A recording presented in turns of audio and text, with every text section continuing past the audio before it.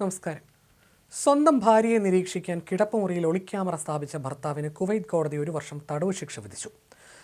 ഭാര്യയുടെ സ്വകാര്യത ലംഘിച്ചുവെന്ന് കണ്ടെത്തിയതിനെ തുടർന്നാണ് നടപടി. ഗാർഹിക പീഡനത്തിനും സാങ്കേതികവിദ്യ ഉപയോഗിച്ച് ഭാര്യയുടെ സ്വകാര്യത ലംഘിച്ചതിനുമാണ് ശിക്ഷ. കേസുമായി ബന്ധപ്പെട്ട സിവിൽ ക്ലെയിം ബന്ധപ്പെട്ട കോടതിയിലേക്ക് മാറ്റിയിട്ടുണ്ട്.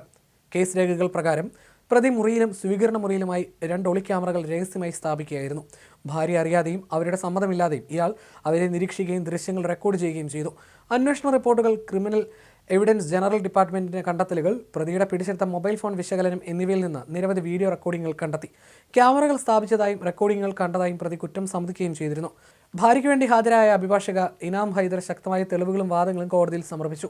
കുറ്റകൃത്യത്തിന്റെ ഗൗരവം എടുത്തു പറഞ്ഞ ഇവർ ഇരയുടെ അവകാശങ്ങൾ സംരക്ഷിക്കാനും സമാനമായ കുറ്റകൃത്യങ്ങൾ തടയാനും പ്രതിക്ക് പരമാവധി നിയമപരമായ ശിക്ഷ നൽകണമെന്ന് ആവശ്യപ്പെട്ടു.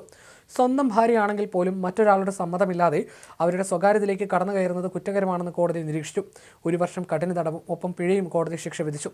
ശിക്ഷാ കാലാവധിക്ക് ശേഷം ഇയാളെ നാടുകടത്താനും ഉത്തരവുണ്ട്. എന്നാൽ ഇയാൾ ഏത് രാജ്യക്കാരനാണെന്നുള്ള വിവരം ലഭ്യമല്ല.